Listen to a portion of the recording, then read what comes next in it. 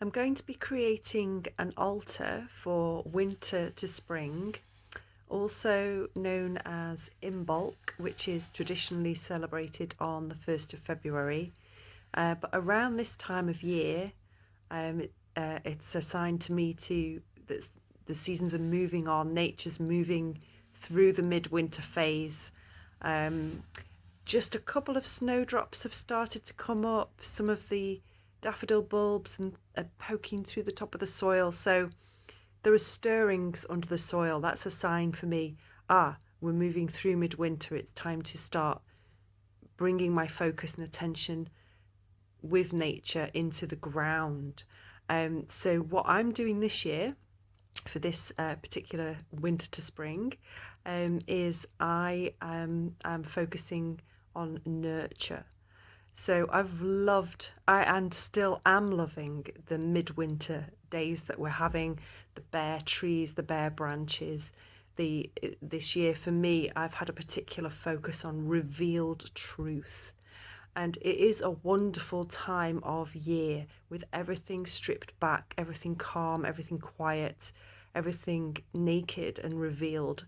And I usually at this time of year, I'm contemplating those themes. And this year, I have, I feel that I have maximized those energies and focused them into my own personal healing. So, what needs sorting out? You know, what's there that needs resolving? I think generally our Western world is quite resistant to the energies of autumn and spring, uh, autumn and winter, and very excited about the energies of spring and summer and the symbolism of those, the growth, the excitement of spring, summer. But winter and autumn are extremely important part of the cycle, and we need the balance. We need to shed, we need to let go, we need to cry, we need to go within and listen to our hurt and our pain and our thoughts and our negativity. We need to weed it out, and winter's the time for doing that. It's a great time to start counseling. It's a great time to declutter in the home. It's a great time to face any personal issues that need resolving, any forgiveness that needs to be given, anything that you need to move on from. And so during the winter, we have the full moon in Cancer and the full moon in Leo, which are both very emotional moons, and it is a wonderful time to harness that energy, be in sync and in harmony with nature. So this is what I'm doing right now. Winter to spring, I feel drawn to contemplate the power of the soil and the earth, because in the soil and the earth right now are the stirrings of life. There's seeds there.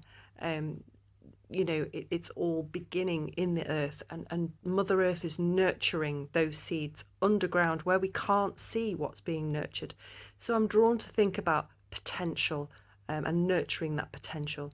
So for my altar today, I'm going to be drawing on the colours of earth, which are traditionally the browns, yellows, oranges, black, colour of soil and earth. And I am going to be bringing in some of nature, some dry wood, because that's what I'm seeing outside a lot. There's not much green, and I'm going to be incorporating seeds definitely into my altar. I've got some larch um, cones, which are unusual. Don't find many of those, so I'm very excited, and they will be symbolizing seeds. And I have some seeds that I'm going to water on the altar to symbolize nurture, so that I am focused and engaged in that nurture process. And by acting it out and creating it in the altar, I am feeling the power of that and feeding myself, and it will remind me to nurture my own self and the planet and all my loved ones and my community. I'll also, as always, be incorporating the elements of earth, air, fire, and water. Today I've got feathers for air, stones for earth and the colours of soil and earth, and some seeds and soil. Water, I actually have some real water today to water the seeds, and fire, of course, fairy lights, candles, as always, and some flowers as well, and some imagery in a piece of art that I created some years ago. So what I want to do is encourage you to create your altar space for winter to spring. The creating of it, the choosing what you're going to use for that altar space has a power. It's a ritual. The spending time thinking about that, reflecting on that, contemplating on that, and bringing that physical reality into your own home has such a power. It speaks to the soul. It allows your soul to express. It gives you a physical way to connect with what's happening in nature. Use your senses, create scent with incense if you like. Create a visual experience, create a touch experience where you're touching everything that you're using. You collect things from outside in nature. The whole process is a very rich process.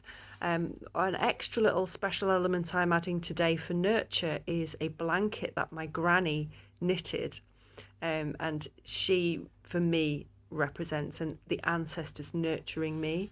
It's a very precious blanket. I don't let any pets go on it, or I don't even use it myself very often now. I don't want it to get completely worn out, so I keep it precious and sacred for a special occasion such as this, when I'm really engaging with the power of nurture and the ancestors. So I hope you've had some ideas for your own altar. So go forth, create your winter to spring sacred space, and I will see you soon, hopefully.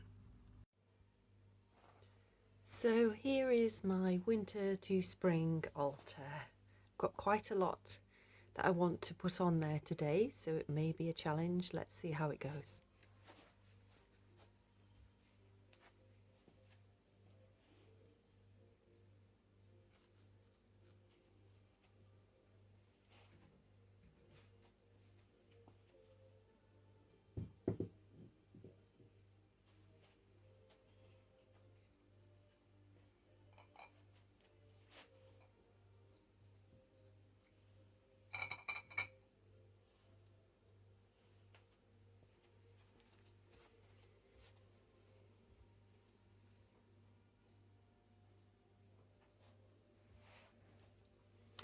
So here I've got some larch cones that have just been drying out for a few days.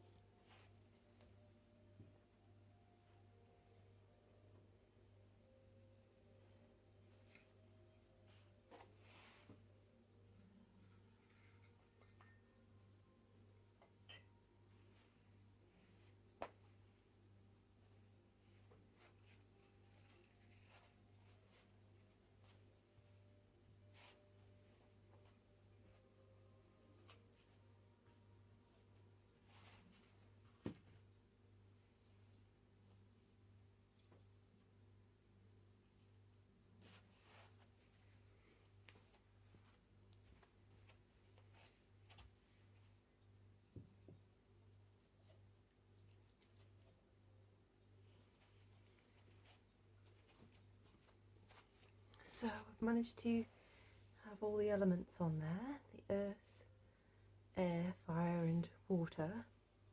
And here's my blanket now, just to embrace the whole area for comfort and nurture.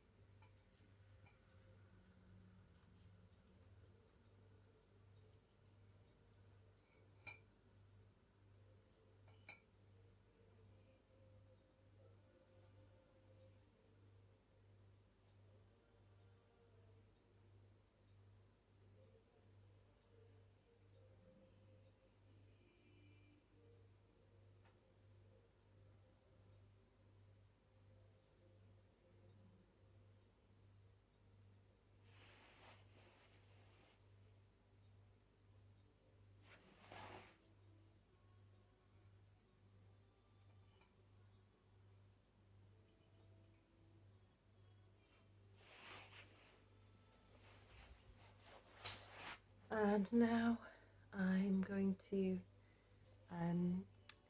sow these beautiful seeds and the soil, water the soil as part of the ritual of creating this altar.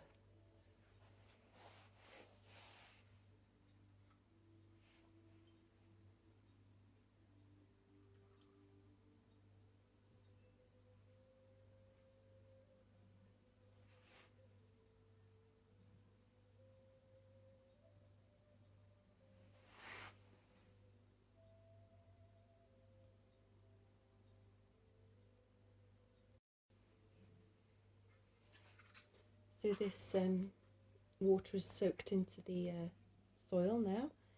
Feels good to get your fingers in some soil. I'm going to put this in this little pot.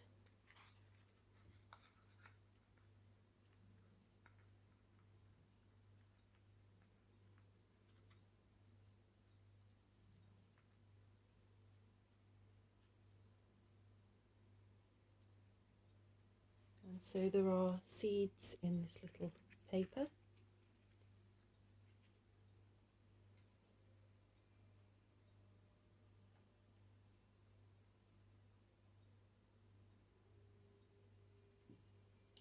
And I've also got these beautiful seeds in here. I'm just going to put these in some places as well.